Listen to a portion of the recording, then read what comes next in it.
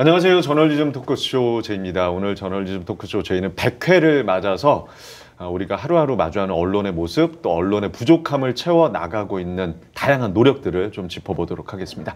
자, 지금까지 먼저 시즌2를 아주 잘 이끌어오고 계신 세 분, 3인방 소개해드리겠습니다. 강유정 교수님, 최욱 씨, 임자훈 변호사입니다. 어서 오세요. 안녕하세요. 네, 아유, 반갑습니다. 안녕하세요. 네. 네. 자, 100회 특집이라고 해서 저희가 좀 딱딱하고 어두운 스튜디오를 좀 벗어나 봤습니다.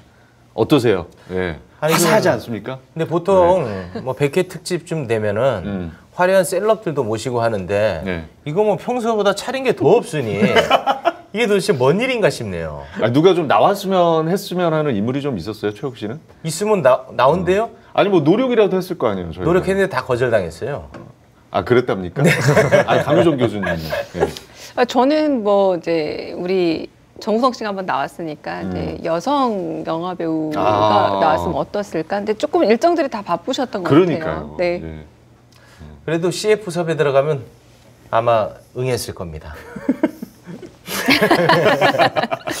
임자훈 변호사는 어떠세요? 예, 오랜만에 이렇게 다른 밖에 나와서 것보다 녹화하니까. 여기 그 카메라 해주시는 분들이 어두워서 잘 안 보였었잖아요. 그렇죠. 예. 굉장히 많은 분들이 계셨다는 거를 네. 알고 예, 부담되네요, 좀. 이렇게 진짜 오픈된 공간에서 정말 밝은 상태에서 많은 분 스태프분들이 네. 보고 계시니까 맞습니다. 예. 그러니까 서로가 다 어색한 상황이니까 빨리 좀 끝내자고요. 네. 자, 저희가 100회를 좀 핑계를 삼아서 제작진이 패널분들한테 좀 숙제를 내드렸습니다. 세 분이 직접 현장에 나가서 취재도 하시고 또 인터뷰도 해오셨는데 그 내용은 잠시 후에 좀 들려드리겠고요. 제 뒤로 그동안 나갔던 방송들이 쭉 떠 있는데 사실 저는 제이가 100회까지 오리라고는 생각을 못했습니다. 감히 믿기지가 않더라고요. 언론이 사실 뭐 같은 언론을 비판한다는 게 굉장히 힘든 일이고 좀 부담스러운 일인데 어떠셨어요? 그동안 좀 방송하시면서 가장 기억에 남았던 방송들이 좀 있으실 것 같은데 좀 얘기해 주세요. 저는 79회 때 이재갑 교수님 나왔던 편이잖아요. 코로나19 언론은 어디를 보고 있나라고 기억이 되는데 한창 코로나 때문에 굉장히 정신없고 그리고 언론이 좀 쏠려다니고 있던 와중에 이재갑 교수님 오셔서 좀 분노도 좀 하시면서 오히려 좀 경각심이 있었던 그런 회차로 기억이 나고 저는 가장 의미 있었던 회차 중에 하나가 저는 86회에 교묘 혹은 뻔뻔 총선 기술자 언론 이런 제목의 어떤 특집을 다뤘는데 왜 제가 인상 깊었냐면 언론이 총선 기술자 역할을 못한 게 드러난 해였거든요. 그래서 이번 총선에서 언론이 거의 전력으로 총선의 어떤 방향성을 만들고 싶어서 최선을 다했음에도 불구하고 그 역할을 못해서 정말 언론 힘이 많이 빠졌구나. 이제 앞으로는 조금은 어떤 언론 비평을 하면서 변화를 꾀하기가 쉬워졌겠구나라고 느꼈지만 또 한편으로는 역시 쉽지 않구나라는 생각을 점점 더 하게 됩니다. 이제 100회까지 오게 되면서. 네. 한 번에 되지 않는구나. 저는 그때 좀 이렇게 약간 정신 차렸을 줄 알았어요. 이제 우리 안 통한다. 이런 프레임이라는 게 되게 낡았구나라는 자기 반성이 있을 거라고 생각했는데 전혀 그렇지 않더라고요. 예. 자, 최욱 씨는 사실 제2의 원년 멤버잖아요. 네. 100회까지 왔어요. 네. 감회가 좀 남다를 것 같은데 표정은 덤덤하네. 아니 근데 그 우리 프로그램이 이제 사실 100회밖에 안 됐는데 결산을 너무 많이 해요. 1년 정리를. 특집, 2년 특집, 연말 특집, 연초 특집에서 이런 질문을 지금 한 10번 이상 받은 것 같아요. 전국 노래자랑도 이렇게 결산은 많이 하지 않는다. 이런 말씀을 꼭 드리고 싶습니다. 네. 임자훈 변호사는 어때요? 저는 뭐 아무래도 첫 방송이었던 76회 역시. 제 기억에 남고 네. 그때 이제 제가 방송을 이렇게 나온 적이 없어서 뭐 어떻게든 6개월을 내가 할 수 있으면 성공이다라고 생각을 했었거든요. 근데 오늘이 마침 딱 6개월째 되는 날이더라고요. 그래서 일단은 뭐 스스로 좀 대견하다 이런 생각도 좀 하고 있고 내용적으로는 78회 그 존재를 부정합니다. 언론이 퇴출한 22살 여대생 이 건이 이제 사실 공중파 방송에서는 잘 다루어지지 않는 성소수자 인권 문제에 대한 제 평소 생각을 좀 자유롭게 얘기할 수 있었고 그 생각이 이제 다른 대중들한테 어떻게 좀 비춰지는지 그런 것도 볼 수 있어서 여러모로 참 기억에 남는 방송이었어요. 네, 저는 뭐 개인적으로 아직도 진행 중인 사건이잖아요. 채널A 기자의 검언 유착, 비평을 하면서 굉장히 좀 많이 좀 몰입을 했었고, 비평도 아주 자세히 좀 새겨들었던 그런 방송이 아니었나 싶습니다. 자, 또 최욱 씨 하면은 저희가 또 감초 같은 역할을 하고 계시잖아요. 예, 재밌는 역할도 해주시고 참 감사할 따름입니다. 장명을 저희가 또 빼놓을 수가 없어요. 아. 예, 저널리즘 가지고 장명 정말 많이 지었잖아요. 아, 그 결산 네. 들어갑니까? 예, 그거 네. 제가 조금 소개해드릴게요. 아, 좋습니다. 이렇게 좀 인터넷에 많이 또 돌아다녔으면 좋겠습니다. 제가 그런 기우제 저널 먼저 기우제 저널리즘이 있었고, 아. 예, 요거 진짜 많이 회자가 됐었어요. 그렇습니다. 예, 그 다음에 칠판 저널리즘. 네, 썼다 지우는 네, 칠판 그거 저널리즘. 있었고, 그 다음에 붕어빵은 뭐였죠, 근데? 계속 똑같은 거 찍어내는 찍어내는. 찍어내는 네. 거 있었고, 그 다음에 청기백기. 청기백기. 네. 네. 그것도 좀 짧게 설명해 주죠. 네. 아, 근데 이제 작품이 워낙 많다 보면 다 챙길 수가 없거든요. 네. 아마 그 대중들은 다 기억하고 있을 겁니다. 예, 대중의 한 사람으로서. 뭐였죠? 그러게요. 대중의 한 사람으로서 제가 둘 중 하나였던 것 같은데, 그 언론 수정 이력제였나? 아, 그거 아니면은 아닙니다. 아마도 김정은 위독설 아, 가지고 맞아요. 죽었다 살았다 이때 네. 그때 맞죠? 맞습니다. 네, 맞습니다. 네. 네. 그게 청기백기 저널리즘. 그렇습니다. 그 언론들을 아주 날카롭게 꼬집는 한마디였죠. 아. 청기백기 저널리즘. 진짜 적확했어요. 아유, 네, 고맙습니다. 네. 자, 정말 시청자들의 공감을 이끌어낸 명언도 정말 많았습니다.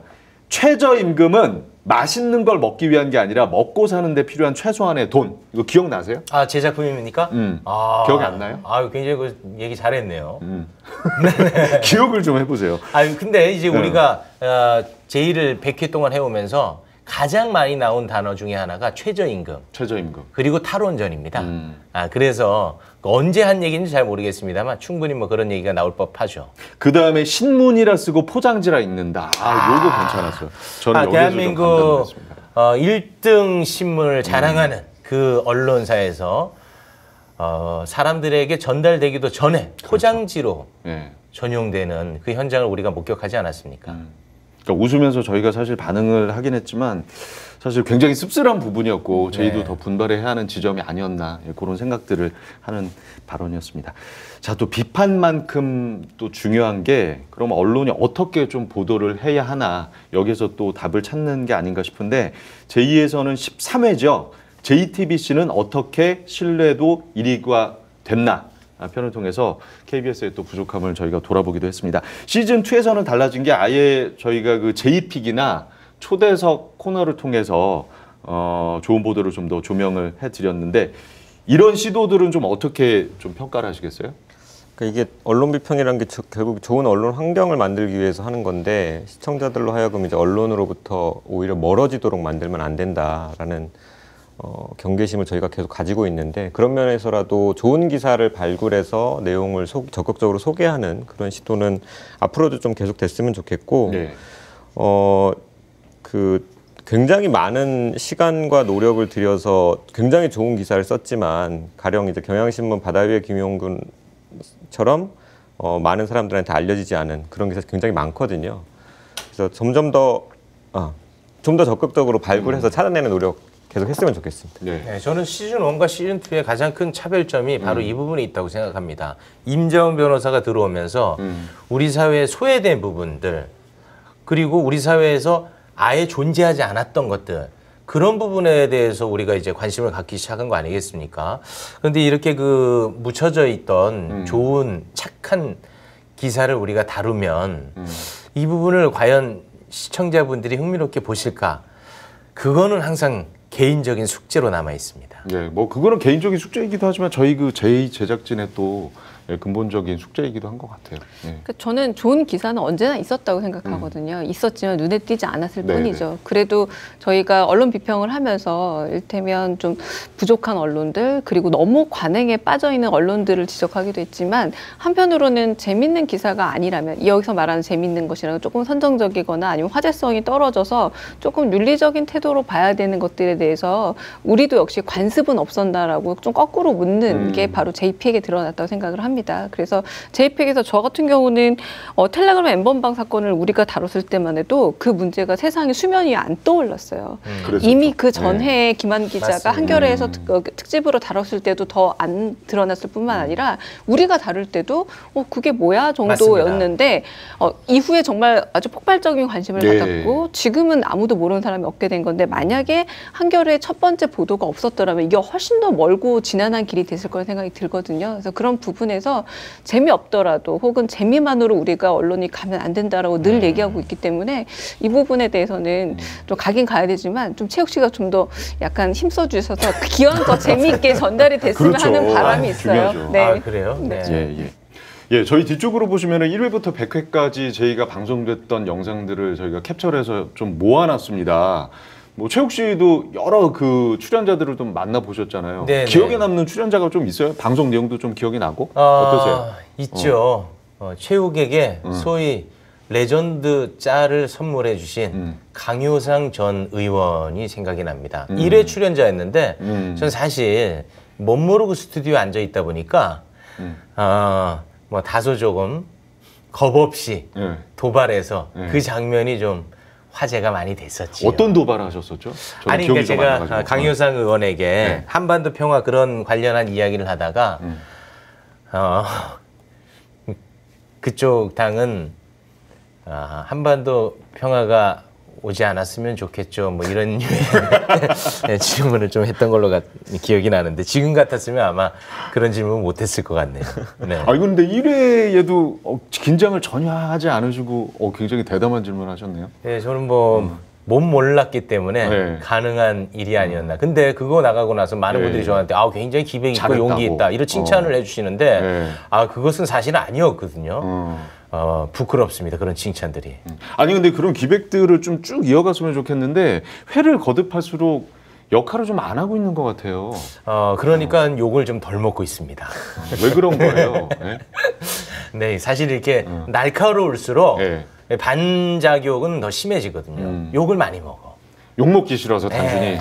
그리고 좀 최욱 씨 심했다. 무서워서 그런지 저희 가끔 이제 뭐 편향적이다는 얘기를 할 때 왜 다른 의견을 가진 분들 출연을 안 시키느냐라는 오해를 자꾸 받는데 그런 걸 많이 봤죠. 네, 왜냐하면 저희가 계속해서 출연 의뢰를 드리는데 최욱 씨의 강효상 편을 보고 나서 무서워서 못 나오겠다. 학습 효과예요? 네, 네. 그게 일종의? 굉장히 1회부터 굉장히 우리 프로에 대한 좀 낙인이 된 게 아닌가. 맞습니다. 그래서 좀 무서워서 못 나오시는 거지. 전혀 못 나옵니다. 나오지 마세요라고 한 적이 한 번도 없어서 좀 없었는데. 억울합니다. 네. 제가 그 섭외 풀을 대폭 줄여놨어요. 1회부터 그래가지고. 네. 그리고 일전에 그 한번 조선일보의 기획 기사로 화제가 됐었는데 그 서울대 교수님이 뭐 기획 기사를 한번 낸 적이 있었어요. 그래서 이제 서울대 교수님 저희가 모셨는데 예. 그분도 이제 그 최욱이의 무식한 공격에 당하고 숨을 모시고 이제 돌아가셨던 기억이 좀 있네요. 네. 아니 집으로 돌아가셨다는 거. 집으로 돌아가셨다고. 예, 돌아가신 건 이러니까 아니고요. 무서워서 못 나오시죠. 집으로 돌아가셨다고. 네. 아니 근데 시청자들 입장에서 보시기에는 정말 그 전문가들이나 그 소위 이제 지식인들이 해줄 수 있는 그런 비평이 아니라 정말 그 눈높이에 맞는 비평을 아주 사이다 같이 해주셔가지고 그거를 굉장히 환호하는 분들이 많으셨어요. 그런데 한편으로는 1회부터 100회까지 최욱 씨가 출연을 하면서 또 이런 질문이 아직까지도 지금 있습니다. 예. 왜 최욱 같은 사람이 언론을 비판을 하느냐? 최욱이 과연 저널리스트가 맞느냐? 예? 그러니까 누가 정말 비평을 하느냐에 대해서 아직까지도 글쎄요. 저는 일종의 약간 편견, 뭐 선입견이라고 좀 개인적으로 생각을 하는데. 아니 사람 앉혀놓고 그런 질문해도 됩니까? 아니 MC 자격 논란이 더 많아요. 그러니까 뭐 그거는 이미 알고 있고요. 네. 제가. 예, 근데 비평은 이제 다른 분야니까 여기에 자격이 좀 필요하느냐 네. 이런 근데 질문들이 그런 계속 이유가 정말 많은 게 예. 최욱을 칭찬하는 글에도 약간 그런 게 깔려 있어요. 예를 들면 아니 어떻게 최욱도 아는 거를 기자들이 모르냐? 최욱조차 이해하는 거를 왜 임자원 변호사는 모르냐? 이런 식의 글 너무 많습니다. 그러니까 두 분은 어떻게 생각하세요? 이 질문 자체가 굉장히 엘리티즘적인 질문이라는 생각이 들어요. 그렇죠. 자격을 논하는 것 자체가 말하자면 최욱 씨가 저널리스트의 자격이 있느냐가 아니라 최욱 씨가 무슨 말을 하느냐에 대해서 딴지를 그렇지. 건 거나 그 말의 내용에 대해서 뭔가 부정을 한다거나 반박을 하는 게 아니라 계속 그 사람을 두고 얘기하는 것 자체가 굉장히 수준 떨어지는 질문이라는 생각이 첫 번째는 들고요. 네. 무엇보다 지금 기존 언론에서 지금 방금 최욱 씨께서 말씀하셨지만 최욱도 아는 걸 모른다라는 건 뭐냐면 기본적인 팩트는 누구나 다 뒤져보면 나오는 되게 선명한 거잖아요. 그리고 이걸 전달하는 건 투명해야 되는데 언론에서 이런 어떤 선명하고 투명하고 그리고 중1 정도의 학업 수준만 있으면 누구나 다 알 수 있는 기본적인 영어로 써야 되는 게 이 저널리즘 언어인데 그렇지 않고 마지막 향신료가 뭐냐면 그게 정파성이거든요.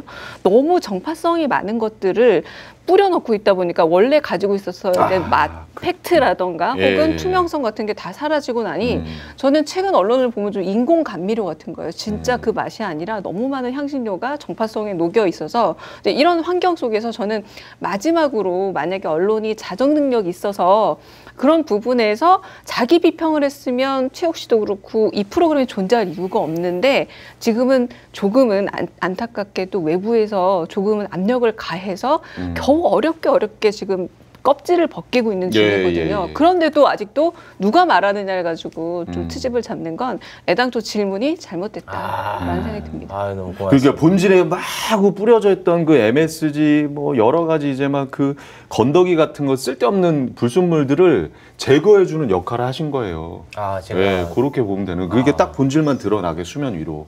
그런 네. 역할을 제가 하고 있군요. 예. 고맙습니다. 임 변호사님은 어떻게 보세요? 만일 우리가 저널리즘 전문가만이 할 수 있는 비평할 수 있는 언론 환경을 가지고 있다면 이 방송이 100회까지 올 수 있었겠냐? 이 방송이 시작은 할 수 있었을까 저는 그런 생각하거든요. 그러니까 이 방송이라는 것은 우리나라의 나쁜 기사에 대한 대중들이 가지고 있는 분노나 언론개혁에 대한 적극적인 관심이 사실 이끌어왔는데 그 분노와 관심은 어떻게 만들어졌을까?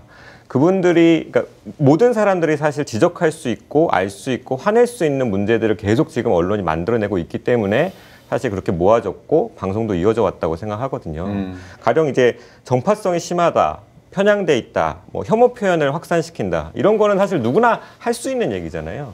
그래서 저는 바라건대 정말 우리 최욱님이나 저 같은 사람이 감히 비평할 수 없는 수준의 언론 환경이 만들어졌으면 좋겠어요. 네, 알겠습니다. 야, 나보다 자기가 더 수준 높다는 거 알면서 겸손한 척 하지 마요, 미선장. 자, 다시 이제 근본 질문으로 좀 돌아가서 과연 언론이란 또 저널리즘이란 무엇인가? 저희가 또 우리 언론이 고민해야 할 중요한 질문이 아닌가 싶습니다. 바로 이게 오늘의 숙제인데요. 3인 3색이라는 이름으로 세 분이 그 해답을 찾아서 좀 떠나봤습니다. 예. 네.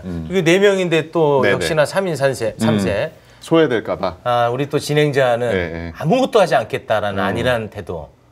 언제까지 그렇게 무색무취로 살아가실 겁니까? 저는 그래서 이걸 뭐라고 얘기를 해야 하나 좀 고민을 하다가 저는 전멸등, 주황색 전멸등이라고 좀, 뭐예요, 이게? 깜빡깜빡하는 거 있잖아요. 그러니까 교차로 같은 데서 사람 보면은 없는 그 신도시 같은 데 가면은 계속 여러분 뭐 아무래도 탁월하게 비평을 해주시니까 저는 뭐 제가 비평의 영역이라기보다는 여러분들이 뭐 이제 다른 의견을 내시거나 그럴 때 이제 아무 때나 끼어들어서 궁금한 거 질문도 하고 제 의견도 또 내고 그런 전멸등, 주황색 전멸등의 역할을 좀 하도록 하겠습니다.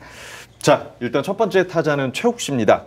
진행 욕심을 좀 실현하고 오셨다면서요? 네, 제가 또 뭐 천재 진행자 아니겠습니까? 그렇죠. 제가 전통적 개념에서는 언론인이 아닌데 어쩌다 보니 언론의 역할을 수행하고 있는 젊은 두 분을 만나고 왔습니다. 사실 가벼운 마음으로 갔는데 기성 언론들이 갖고 있는 여러 문제점의 해답을 이 두 분으로부터 엿볼 수 있었습니다. 의외로 좋은 작품이 나왔어요. 그래요? 네, 기대가 함께 됩니다. 보시죠.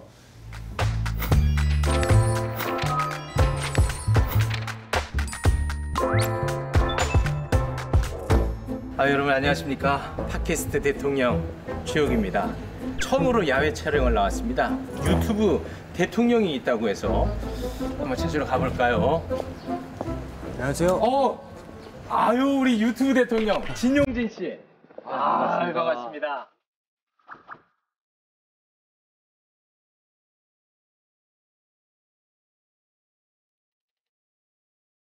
네, 무려 180만 구독자를 자랑하는 그것을 알려드림 사무실에 들어왔는데 너무 누추하네요. 규모에 비해서 너무 누추해서 놀랐어요. 오늘 굉장히 그 많은 걸 배우고 좀 부러운 마음으로 왔는데 보니까 뭐 저보다 크게 나을 건 없는 것 같아요. 네, 하나하나 이제 이야기를 좀 나눠보도록 하겠습니다.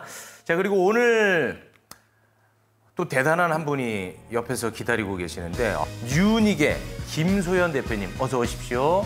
네, 아유 반갑습니다. 네.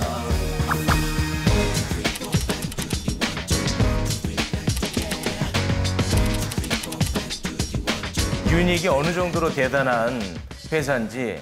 유닉은 지금 아침마다 약 20만 명의 구독자들의 이메일 함으로 잘 정리된 시사 이슈들을 보내드리고 있습니다.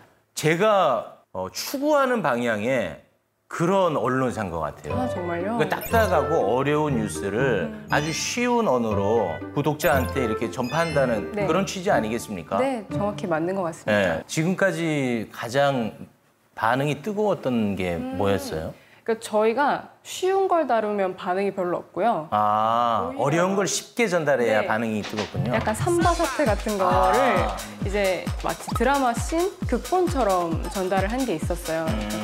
이게 재밌어서 푸르륵 읽었더니 아 이게 대강 이런 사건이었구나 하고 습득하실 수 있는 거 이제 그런 게 좀 유닉 기사의 매력이 아닐까 생각을 합니다. 진용진 씨는 삼바가 뭔지도 잘 모르는 눈빛인데요. 예, 맞습니다. 유닉 보시면 돼요. 되게 정확하죠. 그럼 진용진 씨는 그동안에 알려드린 것 중에 가장 반응이 뜨거웠던 편이 무슨 편입니까? 저는 사실 그 진용진 씨의 방송을 처음 접한 게 그 도를 아십니까 버전. 그때 그게 400만 회가 나왔어요, 진짜. 근데 그거 보면서 제가 놀랐던 게 와 용기가 대단하다.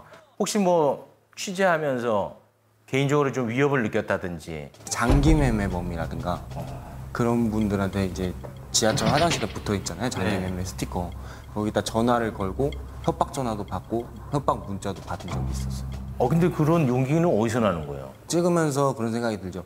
이건 진짜 절대로 못 따라하겠다. 아 다른 사람들은 전 누가 약간만 욕해도 하고 싶었던 주제를 바로 그냥 컷하거든요. 사실 이게 바로 진용진의 힘인 것 같아요. 자 그러면 지금부터는 두 분의 어떤 민감한 속마음을 편안하게 대답할 수 있는 기회를 만들어 봤습니다. 이름하여 밸런스 게임이라는 것이죠. 솔직하게 그냥 둘 중에 하나 선택해 주시면 될 것 같습니다.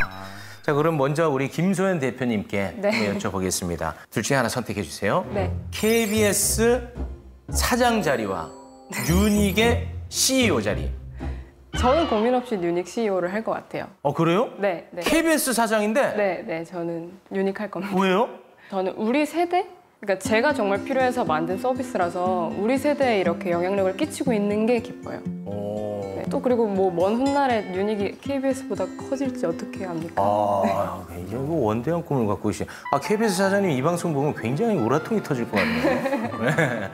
알겠습니다. 자, 두 번째. 20대 구독자 10,000명 증가. 40대 구독자 100만 명 증가. 이건 어렵다. 그래도 20대 할 것 같아요. 20대 10,000명이요? 네, 그래도 할 것 같아요. 와, 40대 너무 무시하시네. 아니. 그게 아니고 실제로 저희가 뿌듯할 때도 언제냐면 막 딱 20대 분들이 저 유닉 덕분에 면접 붙어서 취업했어요. 이런 얘기나 아니면 저 아빠하고 오빠가 맨날 TV 뉴스 보면서 말할 때 이렇게 쭈구리처럼 있었는데 유닉 보고 한마디 했더니 뭐 집이 뒤집어졌어요. 뭐 이런 얘기. 그래서 진짜 우리 세대한테 뭔가 용기, 자신감이 되는구나. 알겠습니다. 자, 그럼 이번엔 진용진 씨로 넘어가 보겠습니다. 예. 지금 진용진 씨는 골드 버튼 예. 받았죠? 100만. 예. 이 넘으면 이제 받을 수 있는 것. 그런데 이제 1000만이 넘어가면 다이아 버튼을 받나 보군요. 예. 다이아 버튼 유튜버 대 아카데미 수상 다큐 감독. 하나만 선택하자면? 아카데미 수상. 에이. 아니 진짜요. 에이, 괜히 또 갑자기 거룩한 척해요. 다이아인데 1000만. 원래 이런 꿈이 있었던 거예요? 다큐 감독? 원래 그런 꿈이 있다기보다 이제 유튜브를 하면서 생겼던 하면서 생겼구나. 예. 저는 무조건 이게 다이아 버튼인 줄 알았는데. 자, 그럼 두 번째 질문 들어가겠습니다. 야, 이거는 진짜 궁금하다. 팩트 체크가 덜 됐는데 예. 지금 당장 이 영상을 올리면 조회수가 무조건 5천만 뷰가 나옵니다. 예. 이거 올린다, 안 올린다? 팩트 체크가 얼마나 덜 됐나요? 거의 안 됐다고 봐야죠. 예, 거의 안 됐어요. 근데 올리면 무조건 5천만 뷰입니다. 안 올린다. 왜냐면 50만 부인데. 그거 벌고 끝날 거 아니잖아요. 아, 다음이 또 있으니까. 아, 신뢰의 문제. 그렇죠. 그거 올리면 오히려 5천만 부 나와서 안 올린다. 와, 이거는 우리 저 언론사에게 경종을 울리는 한마디가 된 것 같습니다. 지금은 막 클릭 장사하느라 뒤에 안 돌아보고 클릭 나올 것 같으면 무조건 올리거든요. 와, 진용진. 거짓말 같은데. 아니 진짜 오래 못 가요 그러면. 아, 진짜로? 5천만 부 만들 자신 있어요. 오. 요만한 실수로 정말 그냥 한 번에 가는 사람들을 많이 봤습니다. 아, 야, 이거는 뭐 그러면 얘기를 듣고 보니까 고민할 것도 없이 안 올린다가 맞을 것 같네요. 예.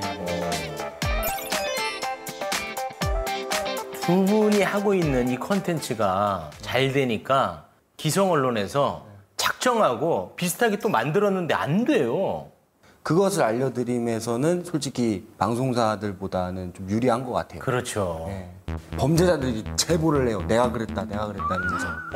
네, B급 감성이 있잖아요. 네, 그 B급 감성을 지상파가 따라가질 못하는 것 같아요. 제 생각에는 따라 하실 수 있는 분들이 다 계신데 절차가 있고 위에 보고를 해야 되고 면이 중요하고 그리고 그런 것 때문에 아, 그래요? 못 하실 거예요. 아, 우리 쪽 문제를 잘 알고 계시네. 우리 대표님 뉴스 레터 그 기성 언론에서는 왜 하면 잘 안 된다고 생각합니까? 근데 동시에 잘 안 될 거라고 미리부터 생각을 했었던 이유가 있었거든요. 뭐죠? 유닉의 콘텐츠, 뭐 톤앤 매너, 형식은 사실 저희의 타겟 독자의 나이, 연령, 나이랑 연령 똑같은 말이죠. 나이나 성별이나 성향, 지역 같은 거를 다 반영시켜서 만든 결과물이잖아요. 네. 근데 이 결과물을 따라 하시는 거예요. 사실 그분들의 주된 독자는 전혀 다른 나이랑 성별인데 듣고 보니까 안 되는 데는 다 이유가 있네요. 우리 저 진용진 씨 유튜브 댓글을 보면은 이게 진짜 팩트다. 아이고 국민의 안전을 위해 진실을 밝혀주셔서 감사합니다. 어떻게 생각합니까? 이런 반응들.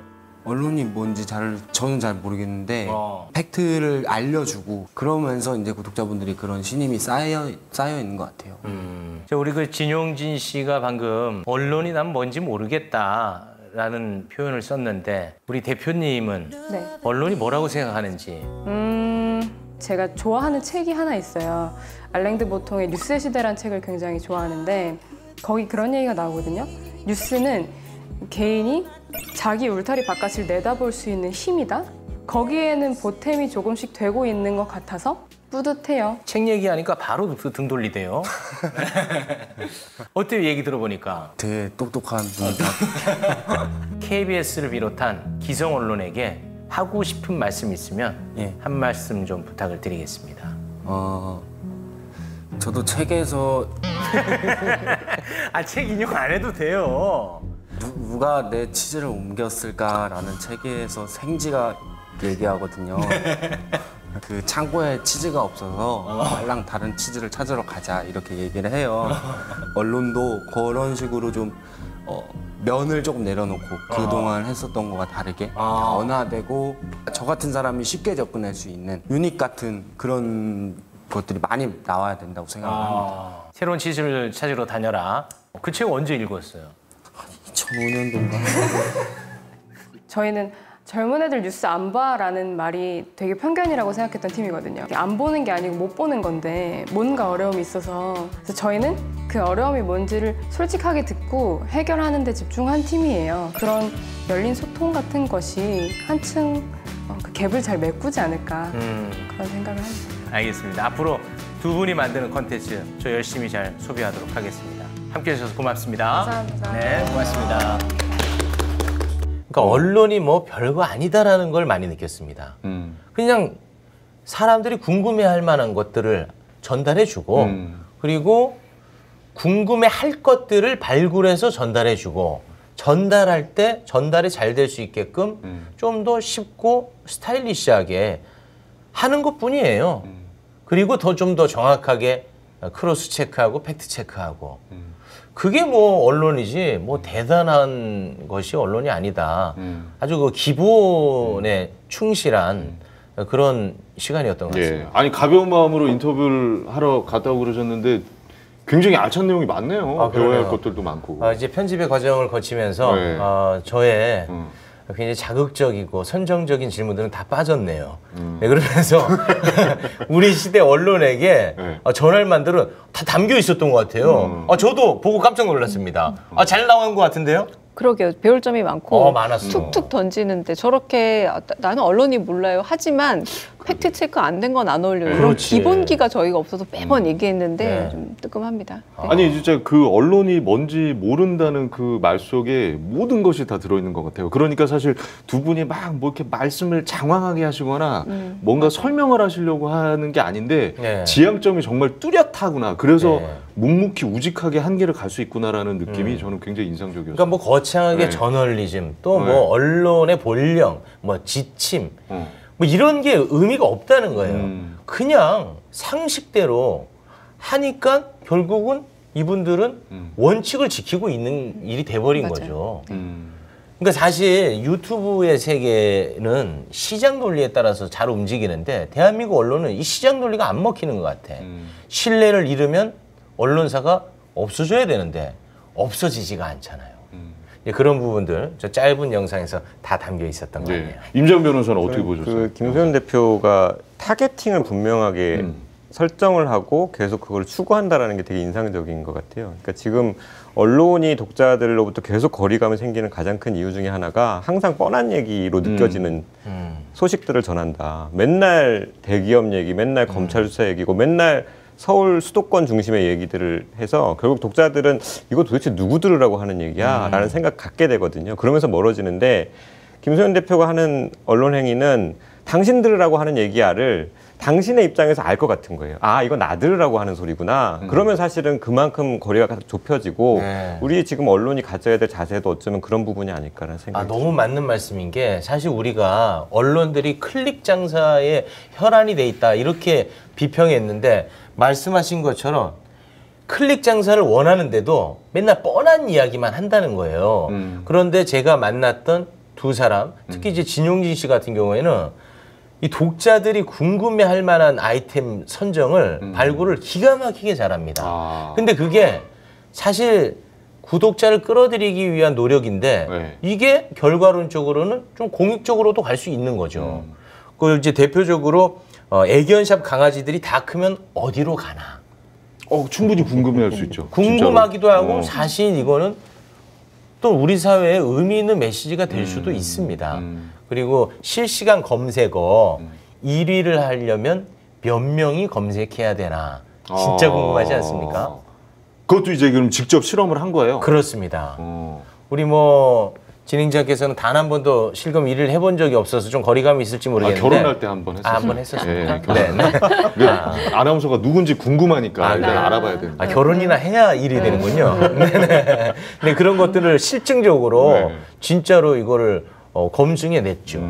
대단하네요, 네. 진짜. 그러니까 뭐 빅데이터가 있으면 가능하다라고 우리가 소문으로만 알고 있었고 하지만 이게 마치 언론계에 떠다니는 풍문처럼 생각했지만 실질적으로 언론에서 뭐 총공을 한다라도 이런 말들 있잖아요. 검색어를 만들 수 있다라는 걸 좀 보여주기도 했다라고 보여지고 한편으로는 그런 생각도 들어요. 우리가 저렇게 유튜브 같은 경우는 구독을 끊어버리면 굉장히 큰일이 나요. 어떨 때는 채널이 없어지기도 맞습니다. 하는데 그렇죠. 언론사는 그럼 왜 계속 팩트 체크도 안 한 것을 좀 선정적인 거 올리고 건재하느냐라고 했을 때 저는 어떤 점에서 언론이 좀 구조적인 문제라고 생각이 들어요. 아까 진용진 씨가 말씀해줬다시피 관심이 있어도 뭐 이 사람한테 묻고 저 사람한테 허락받고 하다 보면 결국은 씻지 못하는 게 문제다라고 얘기해서 답답함의 문제이기도 있지만 저는 잘못을 해서 지켜주는 것 역시도 구조적이라는 생각이 드는 거예요.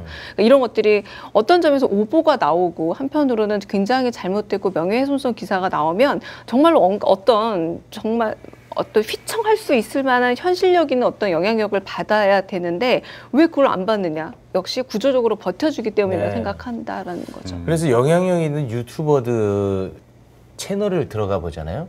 그러면 그 많은 영상 컨텐츠 중에 꼭 하나는 어두운 뒷배경에 사과드립니다. 드릴 말씀이 있습니다. 이런 영상이 있어요. 왜냐? 내가 사과를 하지 않고 반성하지 않으면 사람들이 나를 외면하거든요. 예. 그러니까 그렇게 적극적으로 사과에 나서는 거예요.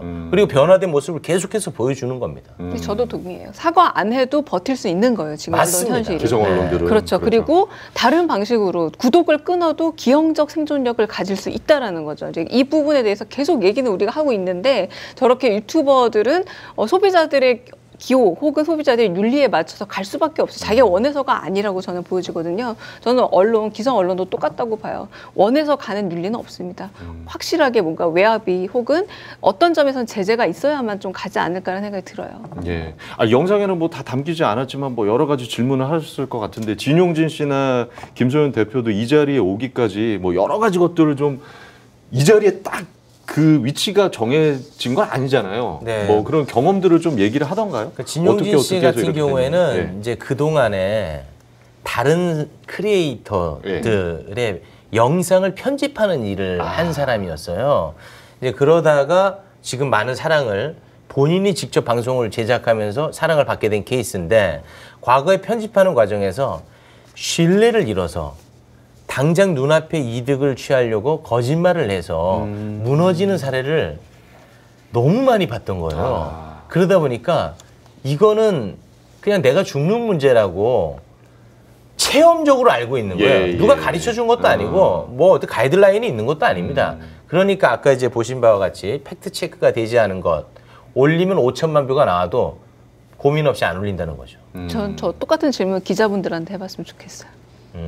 올리자마자 바로 엄청나게 많은 클릭 수가 트래픽이 몰려오는데 올릴 거냐 말 거냐고 똑같은 질문 해봤으면 좋겠다는 생각도 듭니다. 일단은 뭐 방송이 나가면 안 올린다고 합니다.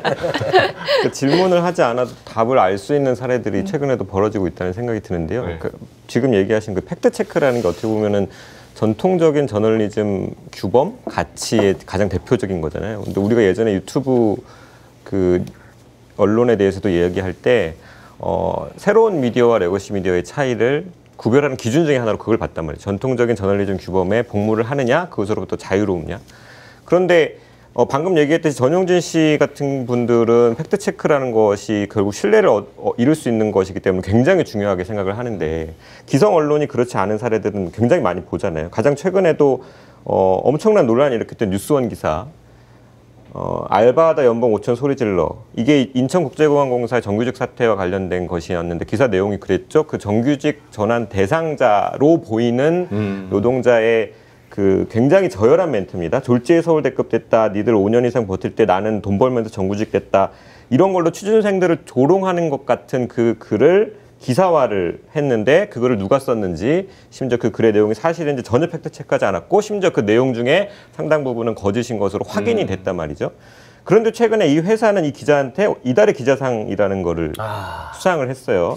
그 이유가 가관인데 코로나 위기로 취업문이 좁아진 청년들의 절망을 담았다. 우리 사회의 건전한 성장에 일조했다. 근데 독자들이 정말 이렇게 생각할까요? 그냥 장사하려고 쓴 기사인데 장사가 잘 됐으니까 상 준다. 이렇게 생각하지 않을까요? 제가 생각할 때는 유튜버는 팩트체크가 부실하면 안 되나 신뢰하면 끝이다 라는 생각을 하는데 기성 언론은 팩트체크 좀 부실하면 어떠냐. 신뢰보다는 클릭수가 먼저다 라는 생각을 하고 있다. 그러면 우리가 막연하게나마 생각하고 있던 그 저널리즘의 가치는 도대체 어디에 있느냐라는 생각을 할 수밖에 없는 거죠. 예. 수많은 구독자들을 거느린 유튜버들은 사실 그 구독자들의 어떤 흥미를 유발하기 위해서 선정성을 또 생각을 하지 않을 수가 없을 것 같은데 진용진 씨도 좀 거기에서 좀 자유롭지 않을 것 같은데요. 그런 얘기들은 좀 안 하던가요? 뭐 사실 진용진 씨도 네. 초반에 구독자 그리고 조회수를 늘리기 위해서 선정적인 주제를 꽤 다뤘습니다. 그렇군요. 네, 그 부분에 대해서는 뭐 비판받을 수 있겠죠. 예. 그런데 그 선정적인 주제마저도 호기심을 채우는 그 과정, 그 과정에는 왜곡과 거짓은 없다는 거.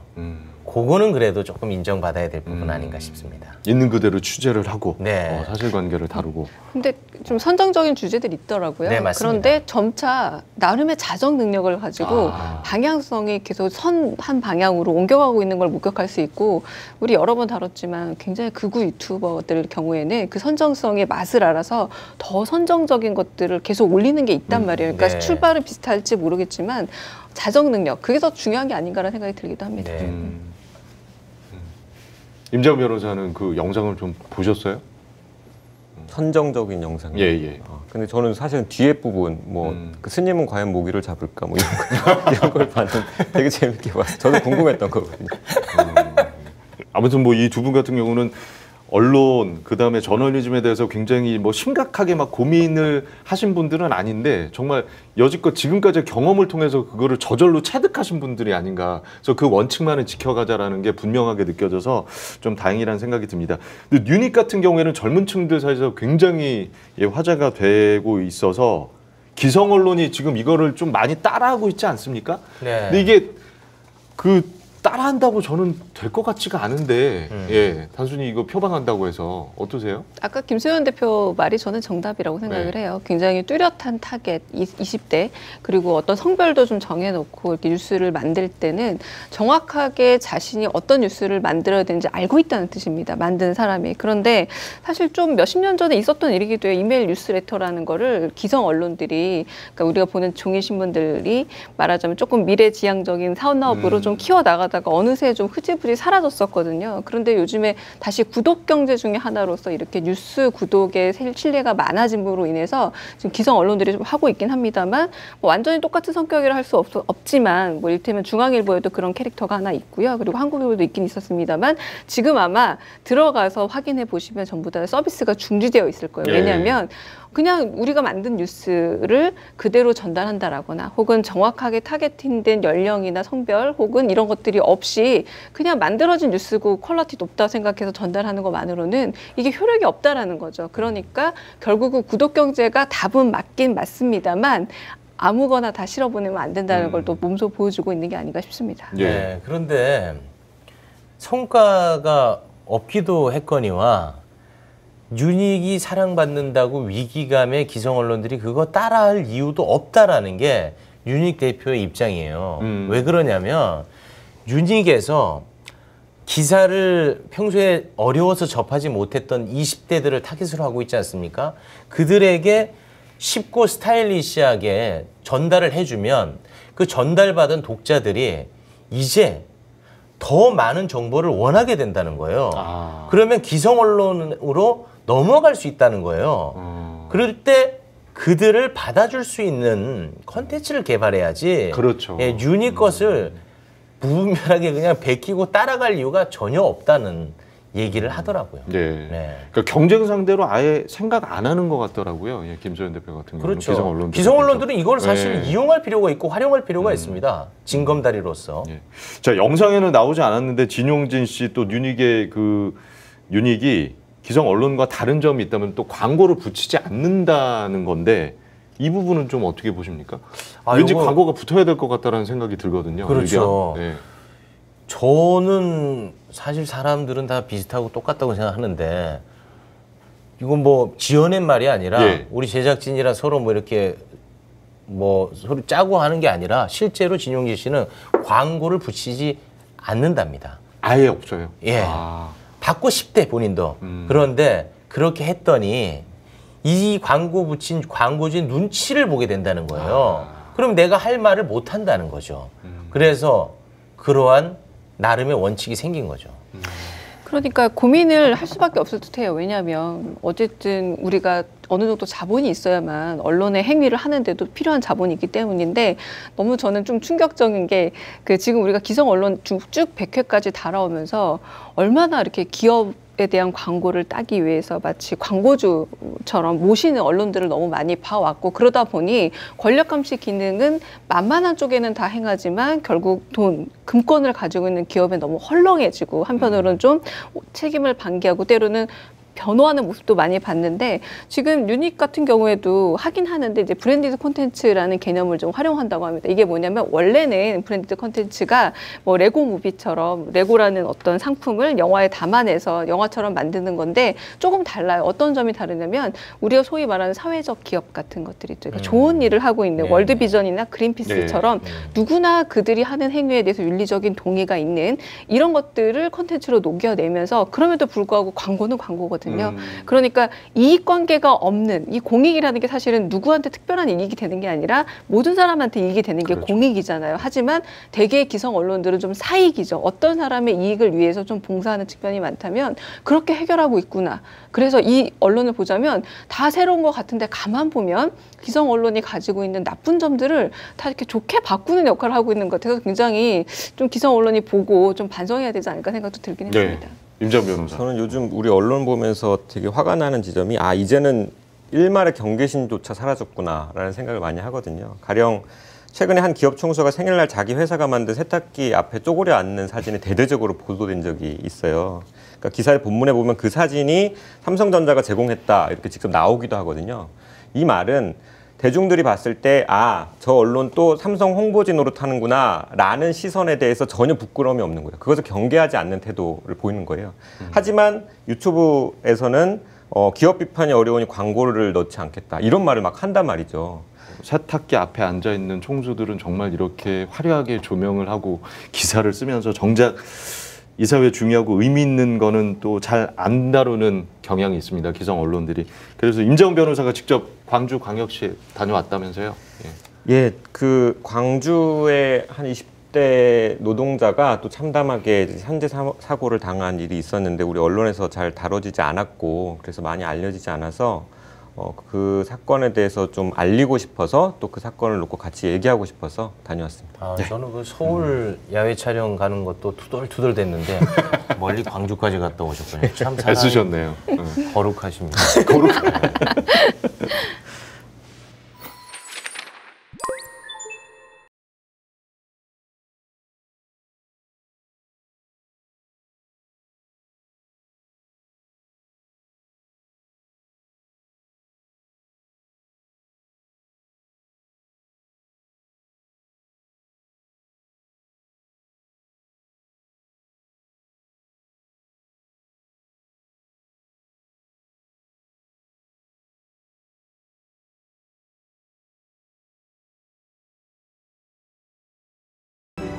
어이가 없잖아요.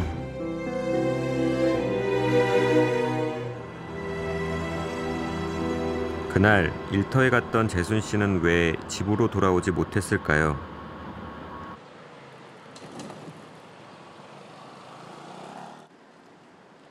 그의 분향소를 찾았습니다. 재순 씨의 아버지는 매일 아침 7시 출근하듯 이곳에 나옵니다.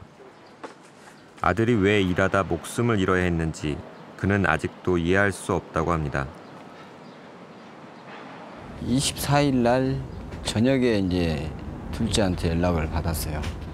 형이 죽었다라는 거예요. 어떻게 하다 일하다 죽었다고 이제 그러면서 아빠 지금 빨리 내려오실 수 있으면 내려오시라. 파쇄기 위에서 작업하다 기계 안으로 빨려 들어간 전형적인 산재 사망 사고였습니다. 아버지가 병원에 도착했을 땐 이미 화장까지 끝난 뒤였습니다. 둘째한테 이제 물어봤죠. 너 조선우드 회사나 대표님한테 연락처나 명함 받은 거 있니? 없다라는 거예요. 조선우드를 검색을 해서 전화번호를 알아가지고 연락을 했더니 대표님이 시간 가능한 시간대에 그때 연락해서 만나는 걸로 그렇게 했으면 좋겠다라고 해서 제가 이제 화가 나서 여보세요. 당신 조카나 당신 가족 중에 재순이처럼 그렇게 죽어갔는데 사측에서 그렇게 얘기를 하면 기분 좋겠냐고 내가 화를 내니까 연락처를 가르쳐서 경찰서까지 제가 찾아간 거죠. 경찰서에서 처음 뵌 거예요, 그럼? 네, 경찰서에 처음 뵌 거죠. 그러니까 저는 이 상황은 진짜 이해가 안 가는 게 네.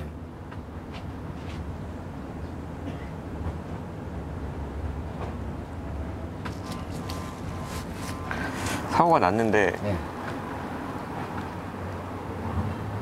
그 부모님이 어디로 연락 달라 뭐 이런 얘기를 먼저 안 한 거네요, 회사가. 네, 그렇죠. 회사의 설명은 뭐라고 그러던가요? 사업주가 저한테 하는 얘기가 재순이는 원래 허드렛 일만 시켰다라는 거예요.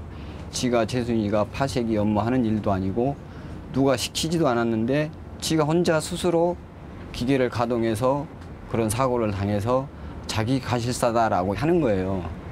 어이가 없잖아요. 안전에 최선을 다했다. 사측은 책임을 회피하고 있습니다. 차수가 납품하러 간 사이에 혼자 이렇게 일을 하다가는 가정에 그런 일이 생긴 것 같아요.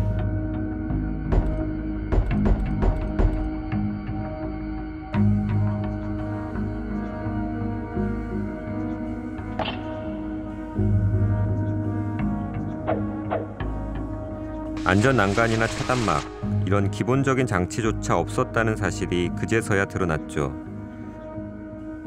CCTV에는 관리자가 있을 때도 익숙한 듯 파쇄기 위에 올라 작업하는 재순 씨 모습이 담겼습니다. 허드렛 일만 시켰다, 시키지도 않은 일을 혼자 했다라던 사측 얘기와는 전혀 달랐죠. 대표님이란 분이 저한테 문자 메시지를 이렇게 보내셨더라고요. 차 한잔하자, 가슴 아픕니다. 전화 부탁드립니다. 잘못을 인정하겠다라는 생각은 없어 보이네요.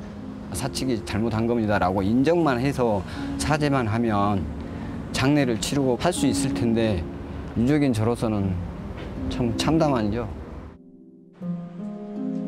그 죄송하단 말 한마디 듣기가 왜 이리 힘든 걸까요? 아들의 죽음에 대해 사과받지 못한 또 한 사람, 고 김용균 씨의 어머니 김미숙 씨도 이날 분향소를 찾았습니다. 화력발전소에서 근무하던 협력업체 직원이 현장에서 숨진 채 발견됐습니다. 5시간 뒤에야 동료에게 발견됐습니다. 두 청년의 죽음에는 참 공통점이 많습니다. 재순 씨 사고가 94년생이라는 게 들어왔어요. 용균 씨랑 나이가 같잖아요. 2인 1조 작업을 안 했다라는 것도. 너무나 사측의 태도들이 똑같아요.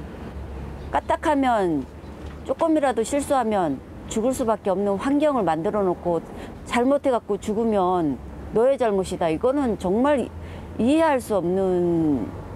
제가 그 태안의료원으로 찾아갔을 때 그 하청 이사가 용균이는 가지 말라는 곳을 가서 하지 말라는 일을 해서 사고가 났다고 얘기를 했어요. 재수님도 똑같잖아요. 뒤늦게 밝혀진 용균 씨 사고의 원인은 아픈 진실이었습니다. 용균이는 업무 수칙을 다 지켜서 죽을 수밖에 없었다. 아무도 책임지지 않아도 되는 그런 구조적 모순 때문에 용균이는 죽었다. 그때 울었어요. 뭐 이런 나라가 있냐. 이게 무슨 나라냐.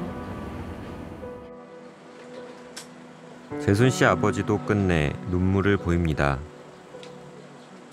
사후 전에 이제 일했던 모습을 봤어요. 봤는데 일을 저렇게 잘할 수가 있나.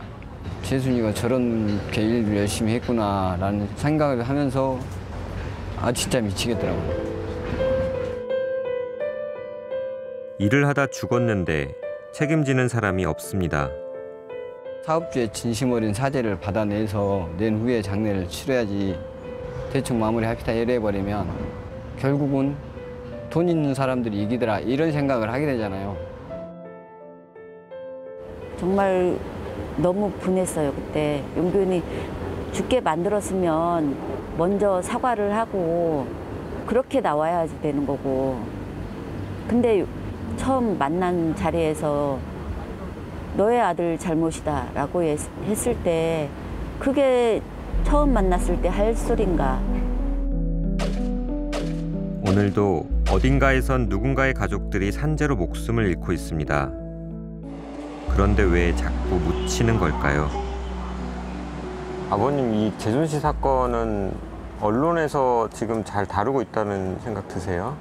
이제 오긴 와요. 오는데 뭐 끝까지 있지도 않고 그냥 대충 뉴스거리 짤막한 것만 빼고 가버리고 언론에서는 별로. 가만히 있으면 절대로 뉴스 더 이상 실어주지 않아요. 계속 뉴스거리를 제공을 해줘야지 보도를 할 수 있는 입장이 되는 거예요. 우리가 직접 기사거리를 찾아서 줘야 된다라는 얘기가 참 슬프게 들리는데 저도 사실 그거 많이 느꼈거든요. 네, 저희가 신뢰하고 좋아하는 기자들조차 새롭진 않은 것 같네요라는 식으로 얘기를 할 때 사실 되게 좀 섭섭하기도 하고. 유족이 움직여야 언론도 움직이는 씁쓸한 현실. 잊히지 않기 위해 안간힘을 쓰다 보니 어머니는 투사가 되어 있었습니다. 끝까지 싸울 것입니다. 끝까지 어떻게 되는지 보도를 좀 해줬으면 그냥 사람 죽었다 이걸로 끝이 나는 게 아니고 어떻게 진행되고 있고 결말은 어떻게 나고 있고 이런 것들이 국민들한테 보여져야만 안전에 대한 인식도 달라질 거라고 생각해요. 언론의 무심함에 상처 입고 실망해도 이들은 여전히 작은 관심도 고맙다고 합니다. 이들에게 언론은 어떤 의미일까요? 언론이라는 게 어떻게 보면은 국민을 기와 눈을 막을 수도 있는 거고 터줄 수도 있는 건데 그 역할을 잘했으면 좋겠어요.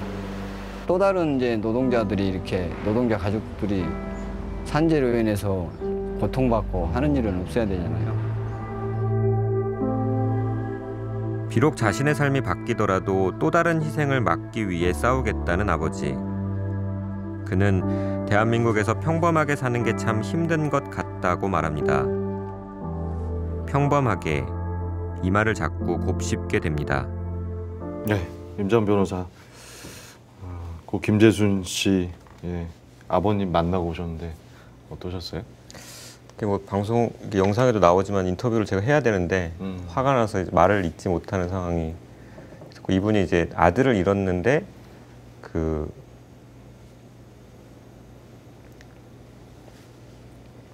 죄송합니다.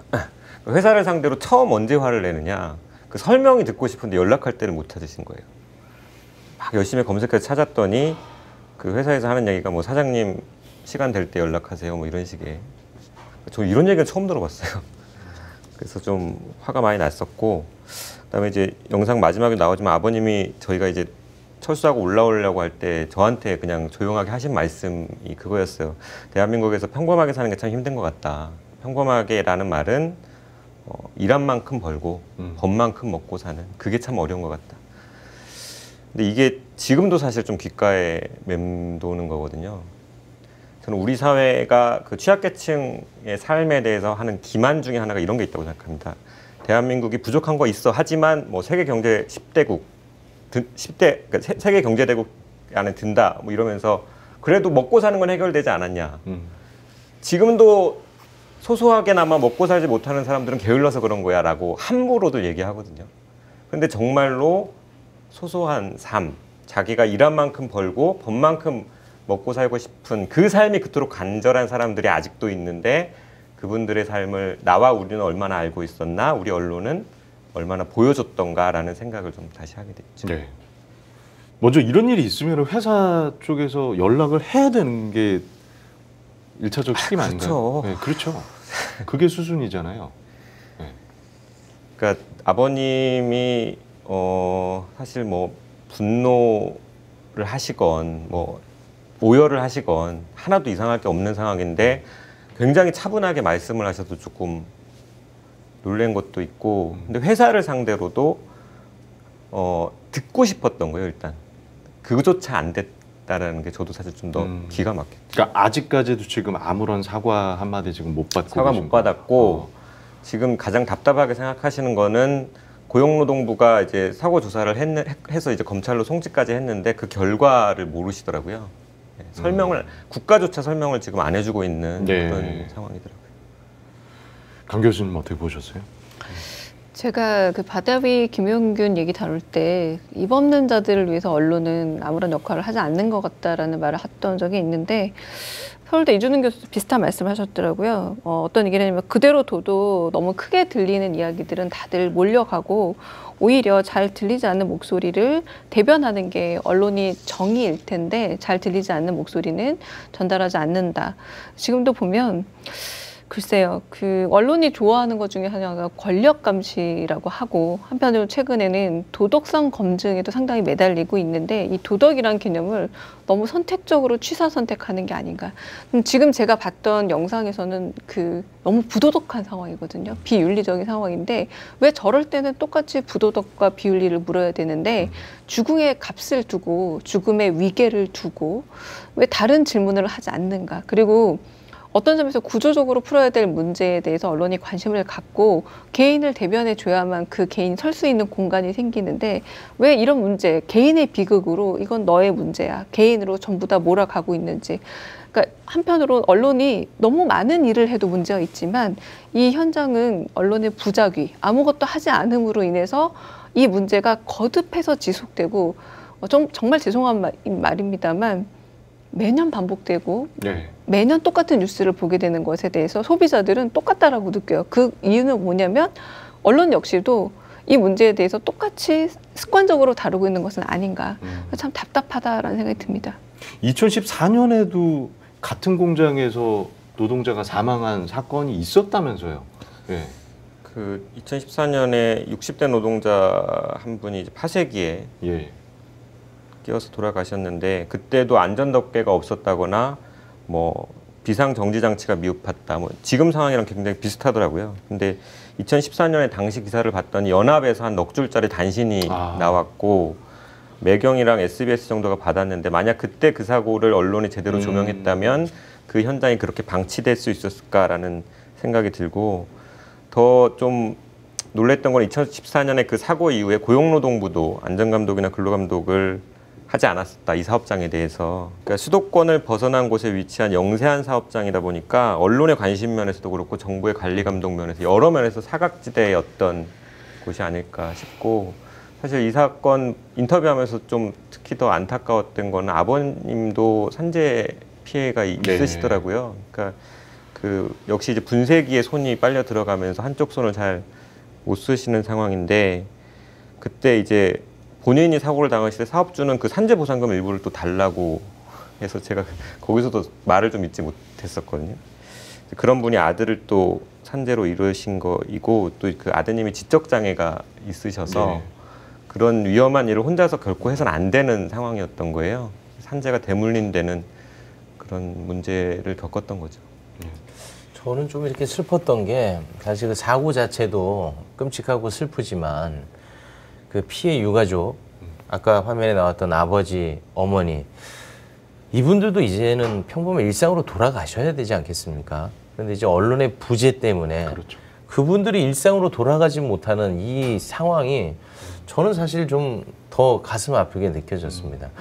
그리고 이제 조금 전에 지적 장애 부분을 말씀하셔서 제가 또 우려가 되는 게 마치 이 사고의 원인이 지적 장애로 둔갑될까 봐 너무 좀 우려스러운데 뭐 영상을 보신 분들이라면 그것과는 전혀 무관한 문제라는 거 다들 잘 아시리라고 그러니까 노동자의 장애 때문에 사고를 당한 게 아니라요. 고인이 지적 장애를 가지고 있었던 건 사실이에요. 하지만 그게 이 사건과 관련해서 중요하지 않은 이유가 파쇄기 위에 당연히 있어야 됐던 안전덮개가 존재하지 않았고 반드시 두 명이서 했어야 됐던 일을 혼자서 했단 말이죠. 비상정지장치도 제대로 작동하지 않았고 그러면 어떤 노동자가 그 현장에 있었어도 굉장히 위험한 사업장이었다라고 볼 수 있는 거죠. 네.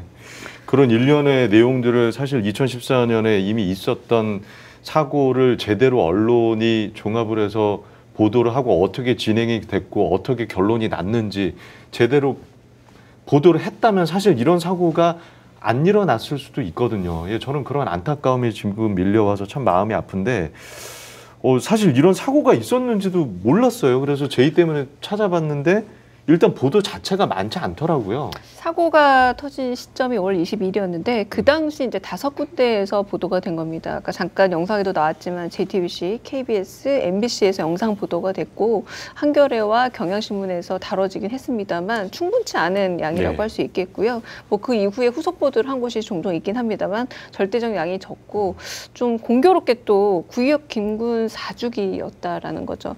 제가 좀 안타까운 건 이게 마치 그 대표 대표적인 우리가 잘 기억하고 있는 피해자 이름을 주기로 삼아서 그때만 살펴보는 문제로 지금 약간 언론이 다루긴 다루되 심각하고 깊이 있고 한편으로는 좀 연속성 있게 다룬다기보다 그때 다뤄야 될 좀 나쁜 의미에서 캘린더 보도가 될 확률이 좀 보인다라는 거죠. 그런 부분에서 참 우려스럽기도 하고 제가 가장 안타까운 점 중에 하나는 뭐냐면 이 사건을 비롯해서 왜 부모님의 자리가 가정이나 자신의 일터가 아니라 거리가 되어야 하는지 이 피해자 문제에 대해서 우리가 제대로 대응하지 못하고 언론이 그 자리에 서서 대신 해줘야 되는데 그게 되지 않다 보니 어머니 그리고 아버지가 길거리에 서서 이 문제뿐만이 아닙니다. 되게 많은 피해자분들이 아이를 잃고 자식을 잃고 나서 저는 민식이법도 그래서 나왔다고 생각을 하고요. 네.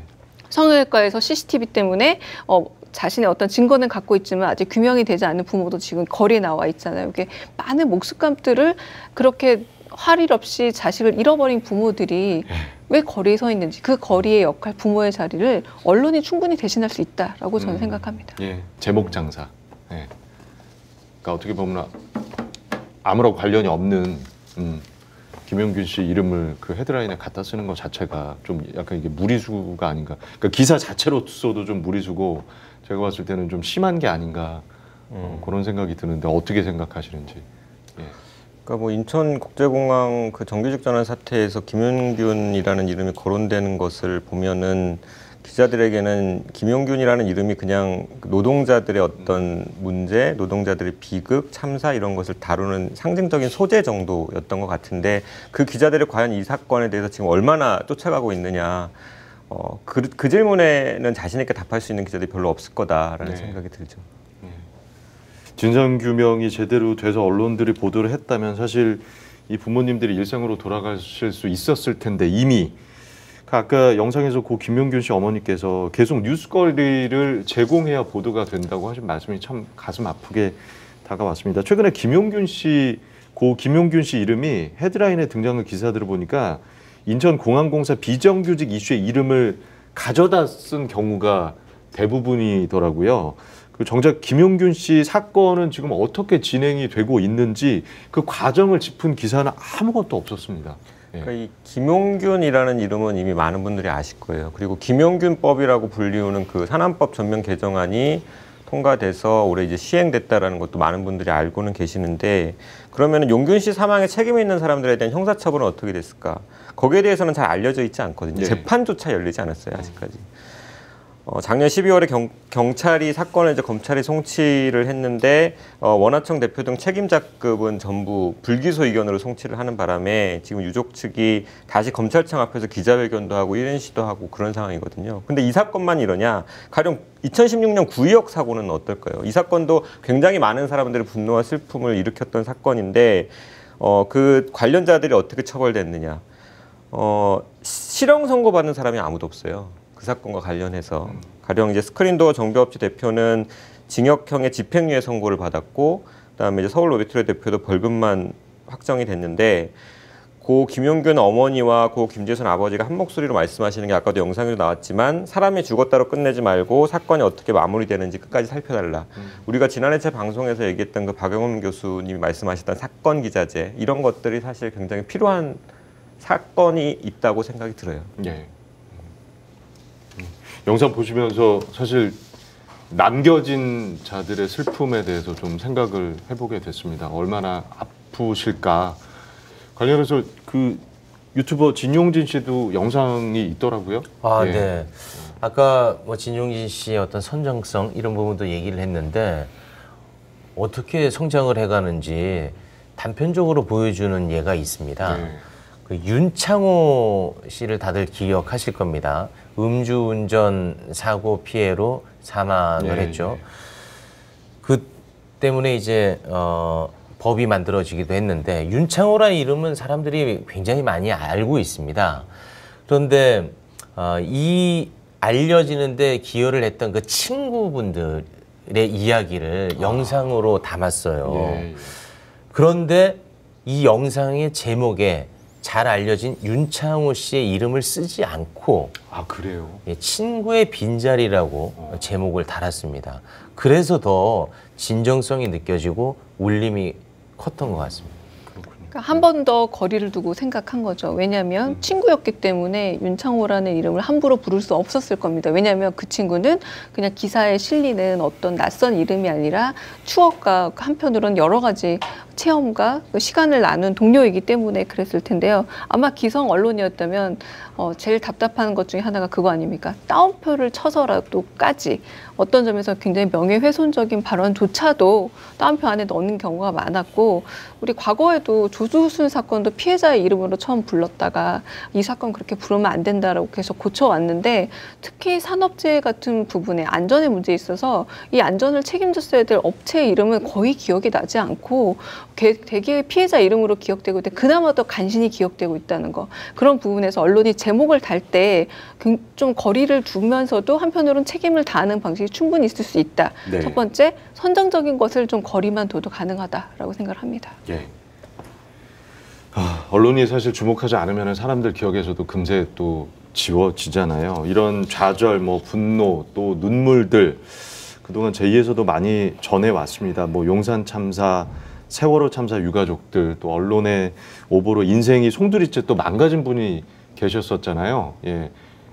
여태까지 지금까지 사과 한마디 지금 못 받고 있는 삼성의 전직 전무님 얘기도 저희가 다뤘었고, 이렇게 저희가 비평을 하고 보도를 하는데도 이렇게 바뀌지 않는 걸까요? 예.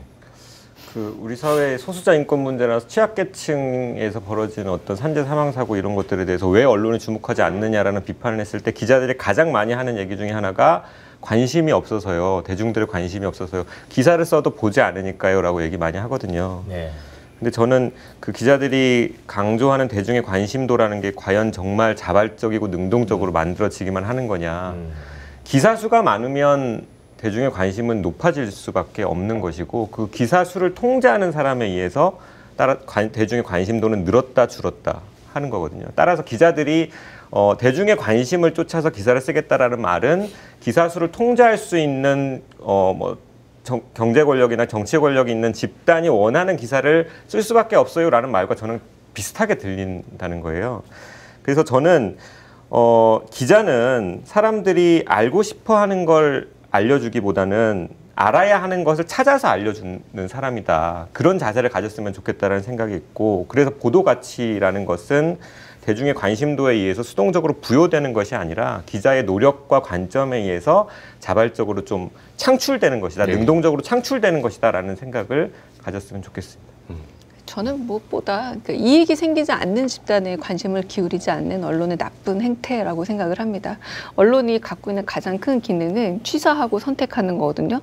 이게 무슨 말이냐. 기사화할 수 있는 권리도 있고 기사화하지 않을 권력도 있는 겁니다. 그런데 대개 소수자 문제는 특히 의무감이 더 앞서고 여기서 윤리적인 문제이기 때문에 이익의 부분 상당히 떨어져서 그 부분에서 굳이 나서서 내 발품을 팔아서 내 기사와 내 지면을 할애해서 노력을 들일 필요 없다라고 손쉽게 생각한다는 거죠. 이 윤리라는 부분을 너무 쉽게 안 해도 되는 부분으로 넘어가는 반면 굉장히 관심을 끌 수 있는 선정적인 것도 사실 저는 이권과 연관되지 않으면 선정적 기사를 실지 않을 거라고 생각합니다. 결국은 취사 선택 능력이 이익이 되는 쪽으로 발달된 이 권력 감시에 왜곡된 발달된 양상이 결국 현재를 만들어지고 계속 언론에서 다루지 않아도 대상이라고 합의가 된 대상들은 계속 밀어두게 되는 그런 태만함을 가져오지 않았나 싶습니다. 네.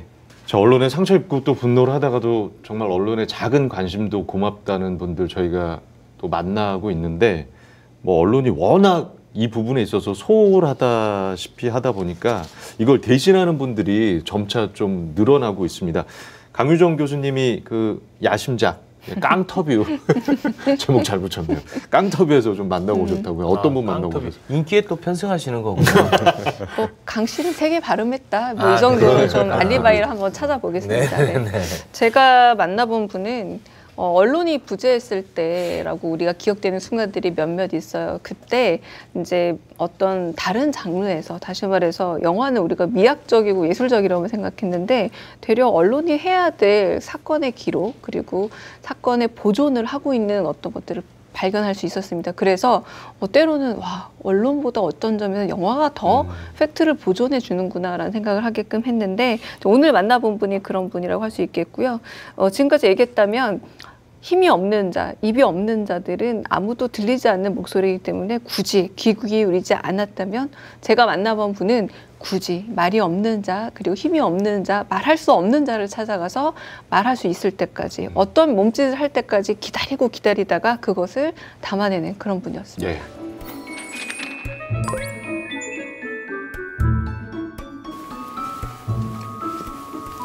안녕하세요. 안녕하세요. 네. 이렇게 늘 카메라 뒤에 계시다가 오늘 카메라 앞에 서시는데 어떠세요? 너무 어색해요. 네, 네.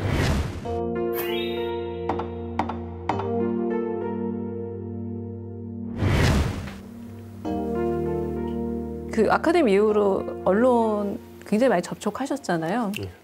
인터뷰도 많이 하시고 좀 솔직한 소회를 여쭤보고 싶어요. 네. 계속 했어요. 계속. 끊으면은 또 오고 끊으면 또 오고 문자 남기고 처음에는 이제 되게 뭐 나름 신나서 또 이 이야기를 할 수 있는 기회가 생겼으니까 나중에는 너무 똑같은 질문을 하는 거예요. 한 번만 검색해 보면은 나오거든요. 근데 그렇지 않고 똑같이 물어봐요. 공부를 잘 안 하는군요. 공부 안 하고. 살려주세요. 내가 침몰된 것 같아요. 제가 침몰해요?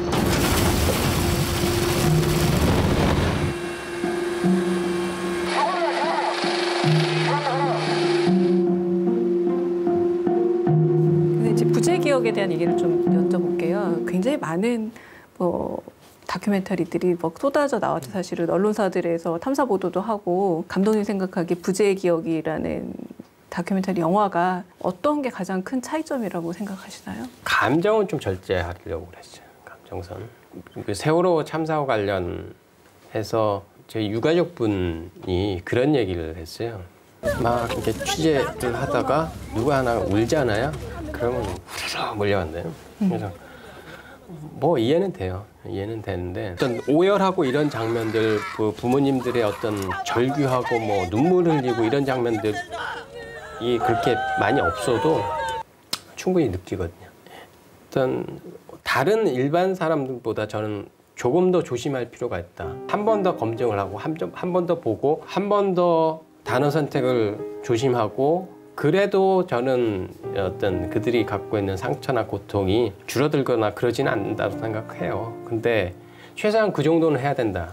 나레이션도 없고 뭐 어떤 특수 음악도 없고 그런 걸 보면서 와, 이건 차가운 분노다라고 사실 저는 느껴졌어요. 감독님의 차가운 분노가 느껴지더라고요. 근데 언론이 너무 많았지만 언론이 없었거든요. 하루 종일 세월호 뉴스만 나왔지만 아무것도 제대로 된 언론의 기능을 하는 뉴스는 없었다고 생각하는데 그 부재의 기억 속에 언론도 포함되어 있는지 좀 궁금합니다. 사실 언론의 부재는 어마어마했죠. 처음에는 근데 기자들 와서 뭐 인터뷰하고 촬영해가고 그래서 열심히 인터뷰도 하고 안 나가더래요. 뉴스에. 이거는 뭐 인터뷰 해봤자 이거는 안 나갈 거. 그래서 그게 분노로 변한 거예요. 배를 빌려가지고 세월호 가까이 갈 기회가 있었대요. 그래서 기자들이 이렇게 했는데 이 중에서 기사로 쓰든 아니 방송에 오늘 내보낼 수 있는 자신 있는 사람만 손들어라. 딱 한 명 들더래요. 그러네요. 정말 기자랑 카메라가 그렇게 수없이 많았는데 담겠다고 손든 사람이 한 사람밖에 없었다면 진짜 언론의 부재가 맞다는 생각이 들고 유가족분들이 막 격하게 막 문 흔들고 막 소리치고 이럴 때 기자분들이 쫙 와서 쭉 찍어요. 쭉 찍다가 약간 소강 상태가 되는 때가 있어요. 그러니까 뭐 액션도 없고 뭐 유가족분들도 잠시 앉아 있거나 뭐 한 분만 남아서 이렇게 보고 있다거나 그럼 기자분들 싹 빠져요. 저는 계속 있었거든요. 근데 그게 되게 인상적이었어요. 그 이야기 자체가. 지금 부드러운 말씀 언어 사용하시지만 굉장히 중요하고 아픈 말들 해주신 듯해요. 좀 근본적인 질문입니다만 왜 이렇게 세상은 피해자에 관심이 없을까요? 가해자는 금방 있고 피해자는 왜 이렇게 관심이 없을까요? 네. 그러니까 그만하면 됐다라는 얘기들을 참 많이 있었잖아요. 그러니까 그들 입장에서 생각을 하지 않아요. 피해자 입장에서. 그냥 피해자는 기사를 쓰는 어떤 기사의 대상이고 영상 작업도 내 카메라에 나온 어떤 어때 당기는 대상이라는 그 대상화하면은 그렇게 되는 거죠. 그 입장이 보는 훈련은 우리는 처참한 모습으로 안 받은 것 같아요. 그 안에 좀 살라고 주소에서 떼어내려고 불길이 표가 말리듯이 피가 맺히는 거. 피해자 나이는 90세 이름 김복동 이름은 김복동. 저는 조선민주주의인민공화국 국민으로서 본의 아니게 부모, 남편, 자식과 생리별하고 그 다큐멘터리가 굉장히 인기가 많아졌어요. 진실한 어떤 두께감 있는 어떤 접근들을 다큐멘터리 영화들이 해줘서 그래서 얘기를 안 할 수가 없는 게 결국은 언론에서 과거에 해줬던 역할을 오히려 다큐멘터리 영화에서 충실하게 해주고 있는 것은 아닌가. 저는 기자분들이 이제 좀 긴장해야 되지 않을까. 너무 그냥 어떤 물건 만들듯이 정말로 잘 팔리는 물건 만들듯이 이걸 기사를 쓴다라고 하면 저는 결국에는 저는 실패할 거라고 해요. 결국에는 특히 이제 저처럼 독립적으로 일하는 왜 다큐멘터리 감독이든 기자든 그들의 작업들을 좀 많이 좀 지켜보셨으면 좋겠어요.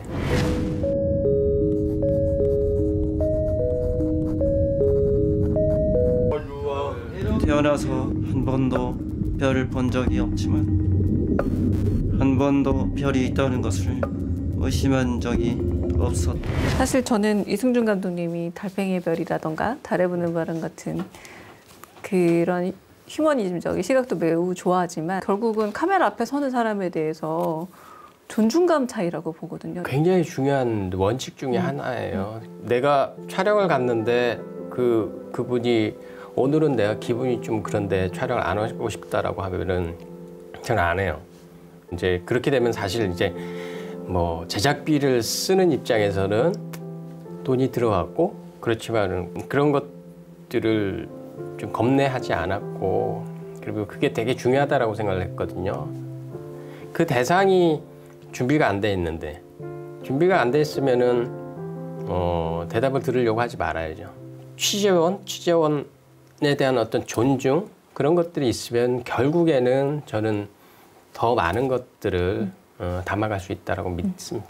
시간과 존중감이 더 진실에 가까워질 수 있는 네, 키가 되는군요.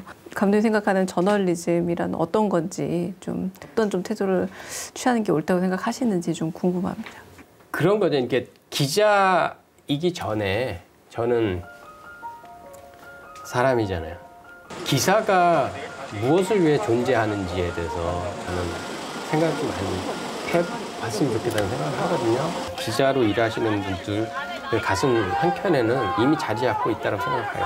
저는 그게 발현되어야 하는 곳이 구현되어야 하는 곳이 저널리즘이라고 생각을 합니다.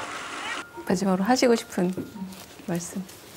기자분들을 제가 너무 혼내는 것 같아요. 좀 이상한데 저도 잘 몰라요. 잘 모르고 저널리즘이 어떤 것이고 그런 거에 대해서 잘 모르지만 그런 것 같아요. 제가 이렇게 작품 만들 때 되게 여러 가지 원칙들이 있는데 중요하게 생각하는 것 중에 하나가 나도 틀릴 수 있다라는 거거든요.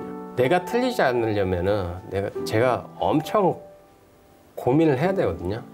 여러 가지 검증 방법을 써야 되는 것이고 누구한테 물어보든 아니면 찾아보든 결국 저널리즘은 세상이 올바르게 소통될 수 있게 만드는 그런 역할을 하는 거라고 보거든요. 나도 틀릴 수 있다 그런 생각을 가지고 세상을 보면 어떨까 생각합니다. 네, 저널리즘은 세상이 올바르게 소통될 수 있게 만드는 것이다 라는 말씀을 해주셨는데 가슴에 남네요. 최욱 씨는 부재의 기억 보셨어요? 네, 부재의 기억 봤습니다. 보고 그동안 이제 덮여있던 분노가 다시 올라오는 느낌이었는데 사실 이 접근하기 쉬워요. 유튜브를 통해서 만나볼 수 있으니까요. 그렇죠. 혹시 안 보신 분들이 있으면 한 번쯤 보시면 어떨까 싶습니다. 아까 그 인터뷰 초반에 차가운 분노라는 말이 굉장히 가슴에 저는 와닿았어요. 원래 이승준 감독이 굉장히 따뜻한 분이세요. 그래서 장애를 가진 그냥 장애가 아니라 좀 여러 가지 중복 장애를 가진 분들을 대상으로 한 작품들이 이제 달팽이의 별하고 달에 부는 바람이라는 작품이 있는데 어떻게든 이해하고 그들의 아름다운 삶을 꾸려가는 것을 멀지만 따뜻하게 그려내는 감독인데 제가 이제 부재의 기억을 보고 깜짝 놀란 거예요. 거리감은 남아있는데 어떤 나레이션도 없고 음악도 없고 우리가 보지 못했던 다른 시각에서 이 사태를 보여주면서 정말 차갑지만 굉장히 분노하고 있다는 생각이 들었거든요. 근데 제가 그 당시에 느꼈던 것도 언론의 무능함이었습니다. 사실은. 언론이 이렇게 무능하구나. 왜냐하면 이렇게 대참사가 일어났는데 제대로 된 팩트 보도 하나조차도 없다라는 게 굉장히 무능하고 답답하다고 느껴졌는데 그 당시에 오히려 언론에서 하지 않은 역할들을 묵묵했던 사람들도 있었고 결국은 그 부분에서 한국의 언론 신뢰도가 굉장히 거의 꼴찌 수준으로 내려왔는데 부재의 기억이라는 똑같은 소재를 다룬 영화는 아카데미 단편 영화 후보에 올랐다라는 겁니다. 그러니까 저는 이게 굉장히 상징적인 어떤 차이처럼 보였고 이 부분에서 이승준 감독을 비롯한 많은 오히려 영화계에 남아있었던 분들이 의무감을 느낀 거예요. 이거 내가 가서 찍어야겠다. 이 의무감은 왜 생겼을까? 언론이 없어서 아니었을까라는 생각이 들었습니다. 임재원 변호사는 어떻게 보셨어요? 이게 결국에는 그 기억하게 하기 위한 영상들을 보여주고 있고 그 사이사이 이제 나레이션, 그러니까 그 인터뷰를 넣어서 저도 아까 인터뷰도 나오지만 최소화했다, 많은 것을 참고 있다라는 생각을 하면서 영상을 봤고 이게 지금 유가족들이랑 4.16 기록단 그러니까 활동가들로부터 받은 영상을 통해서 제작을 했다. 그래서 일단 그 영상을 기록하고 관리했던 분들에 대해서 경의를 표하게 되는 그런 생각도 있었어요. 근데 사실 그 영상을 기록하고 관리하고 보여줘야 됐던 언론의 역할이 또 없었다라는 걸 또 알게 되는 거잖아요. 그래서 역시 감독님은 이제 국가나 정부의 부재를 말하고 싶었다고 하지만 우리는 이제 언론의 부재를 알게 된다는 생각이 그 영화 보는 내내 들었고 누구보다 저는 이 영화를 지금도 세월호 유족들의 투쟁에 대해서 지겹다, 돈 때문에 저런다 같은 정말 듣기 힘든 막말을 쏟아내는 정치인, 언론인, 일반 시민들한테 보여주고 싶습니다. 예. 그러니까 오죽 사실은 언론이 제대로 보도를 안 해줬으면은 아까 하신 말씀 중에 세월호 유족분의 한 분이 오늘 보도할 수 있는 사람 손들라고 했더니 딱 한 분만 손을 들더라. 그리고 또 울부짖는 순간에만 카메라를 들이대더라. 참 상식적으로도 납득이 안 되는 얘기잖아요. 이런 상황들이. 방금 이제 말씀하셨지만 아직도 세월호 유가족들에 대한 비난, 조롱을 일삼는 사람들이 많습니다. 근데 저는 1차적으로 이 사람들 자체가 최소한의 인간의 도리도 갖추지 못한 사람이라고 생각하는데 언론이 좀 부추긴 측면이 있지 않나 그런 생각을 해봅니다. 항상 언론에서 유가족들 모습을 울부짖고 그리고 화내고 분노하고 그런 장면만 답다 보니까 유가족들이 뗐으면 뭐 다 해주더라 뭐 이런 식으로 조금 연결되고 부추긴 측면이 있지 않나 조심스럽게 그렇게 생각해 봅니다. 근데 가만 돌이켜 보면 언론이 부재하던 순간에 다큐멘터리 영화가 있었던 게 처음은 아니에요. 우리 5.18 문제 다뤘을 때 언론들 쫙 살펴보면 아무도 광주의 진실을 제대로 전달해준 언론이 없었고 그 언론 보도에 대해서 지금까지도 정정이나 사과가 없는 것을 봤잖아요. 기록물을 가지고 남겨서 어떻게 보자 우리는 그걸 보고 5.18의 진실을 더 가깝게 느끼고 있다는 거 아닙니까?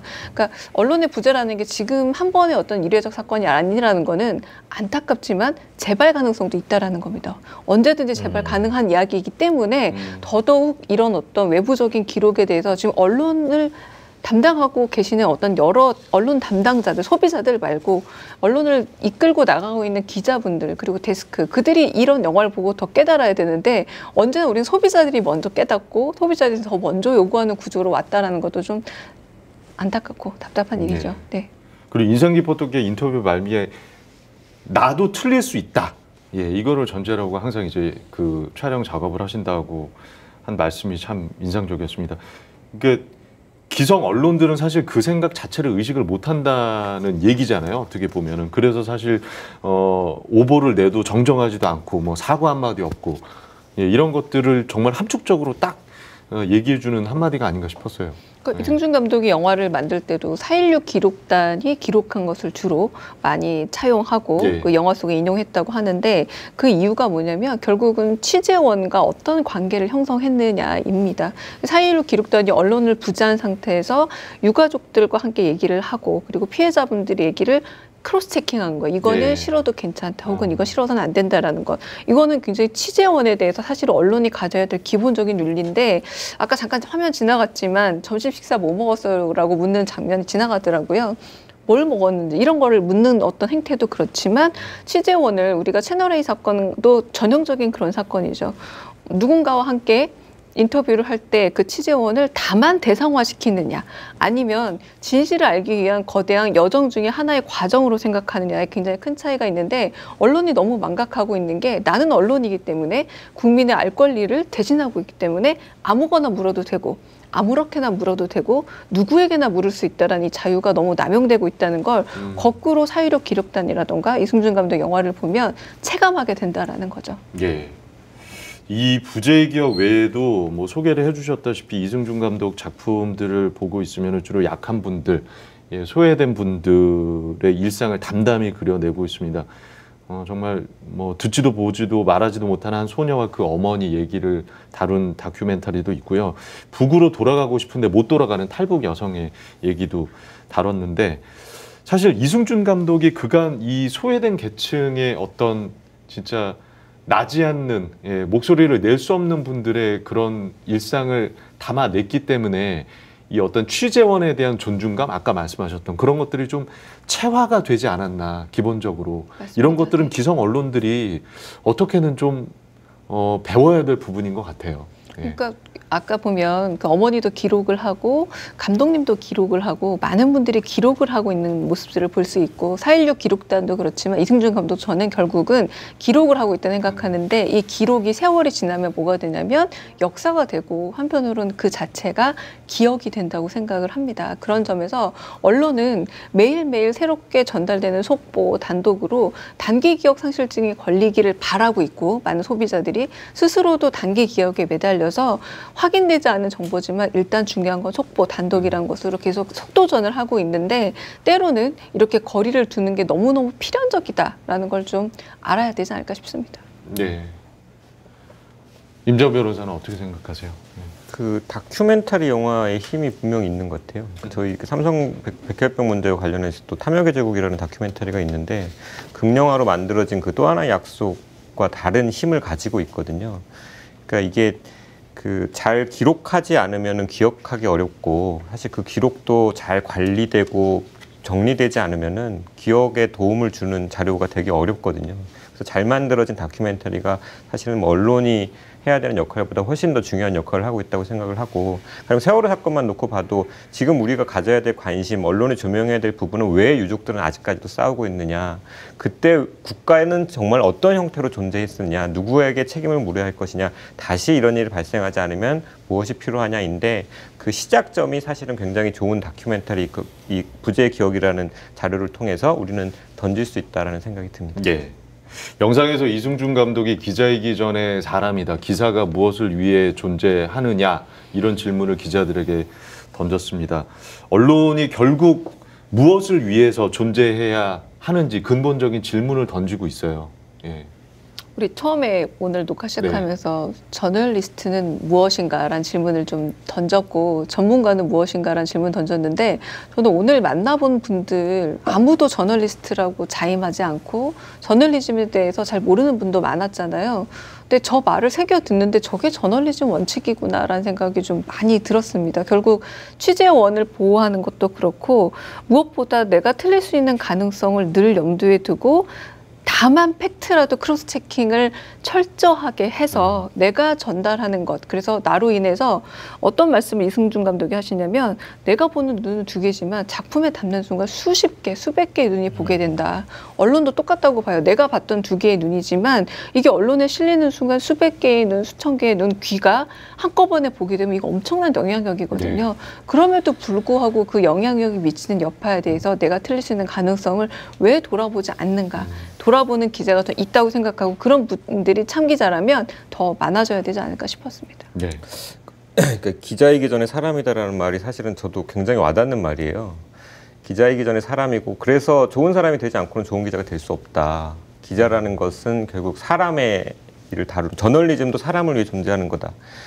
우리나라 기자들한테 제일 하고 싶은 말도 그런 것 같아요. 기사를 쓸 때 가령 국가 경제를 위한 기사다 아니면 사회 안정을 위한 기사다라고 얘기를 하는데 그 안정이나 경제도 결국 사람을 위하는 건데 사람을 망가뜨리는 방식으로 추구되는 경제나 안정이라는 것은 대체 왜 존재하냐는 물음을 언론이 던질 수 있어야 된다는 거죠. 최저임금 문제만 놓고 보면 노동자의 최저 생계를 보장하지 못해서 최저임금을 인상하자고 하는데 그걸 인상하면 경제가 망가진다. 그러니 반대한다. 그러면은 사람의 생계를 무너뜨리면서까지 살려야 되는 그 경제라는 놈은 대체 뭐냐라는 질문을 사실 기자들이 할 수 있어야 된다. 다시 말해서 사람을 위한 저널리즘이다라는 방향성을 꼭 가져야 된다라는 생각입니다. 또 인간다움 하면 또 최욱 씨 아닙니까? 예. 요거는 저는 빠지겠습니다.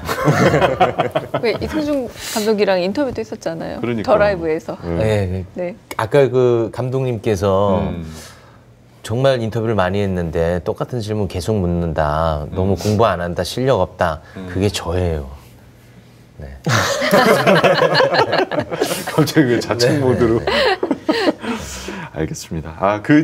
그 무언가 이렇게 뜨거운 게 최욱 씨 가슴 안에 있는 것 같은데 사실 지금 말로 표현하기가 조금 힘든가 봐요. 그렇게 해석해도 되는 거죠? 네, 그렇게 좀 받아들여주면 고맙겠습니다. 알겠습니다. 자, 지금까지 나에게 언론이라는 질문을 안고 여러분들을 저희가 만나봤는데 세 편의 영상을 저희가 봤습니다. 가장 좋았던 것과 그 이유를 좀 들어볼 수 있을까요? 사실 그 특집이라고 하면은 밝은 분위기에서 웃고 떠든다 이런 인식이 있었는데 오늘은 의외로 좀 묵직한 시간이었던 것 같습니다. 그런 의미에서 묵직한 울림의 메시지가 있었던 제 작품을 최고의 작품으로 꼽겠습니다.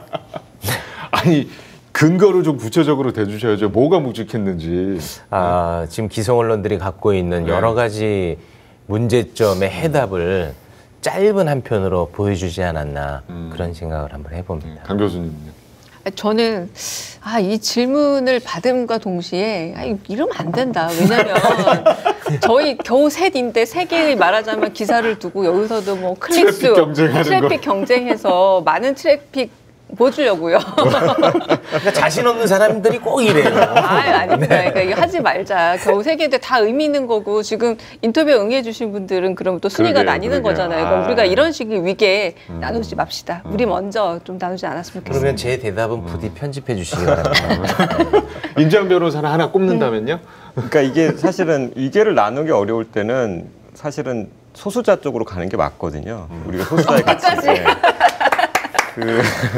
두 분의 영상이 사실은 그 기존의 어떤 좋은 기성 언론과는 다른 방식을 취한 좋은 매체나 좋은 영화를 소개함으로써 결국 기성 언론의 문제점을 굉장히 좋은 방식으로 드러냈다면 제 영상은 이제 그것과는 다른 방식이잖아요.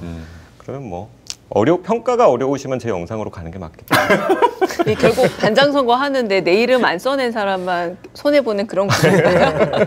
아니 저희가 사실 이 자리에서 세 분이 만나고 오신 분들 그다음에 영상이 다 좋았다고 말씀을 드려도 어차피 방송 댓글에 누구 거 좋았어요 이렇게 댓글을 분명 다실 거란 말이죠. 근데 아마 좀 비등비등하게 좀 나왔으면 좋겠습니다. 제 바람은요. 네, 결국은 대중이 평가하시겠죠.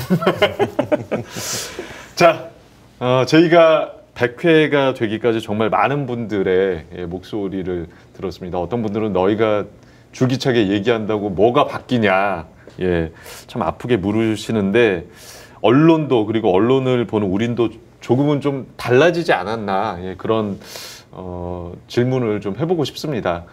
저널리즘이 제대로 서는 그날까지 저희는 멈추지 않겠습니다. 자, 100회 특집 저널리즘 토크쇼 제2 오늘 준비한 내용은 여기까지입니다. 이 방송은 KBS 1TV, 마이케이, 웨이브, 유튜브, 페이스북을 통해서도 만나실 수 있습니다. 저널리즘 토크쇼 제2 2주 쉬고 8월 16일 밤에 다시 또 찾아뵙도록 하겠습니다. 언론개혁 끝까지 함께하겠습니다. 고맙습니다.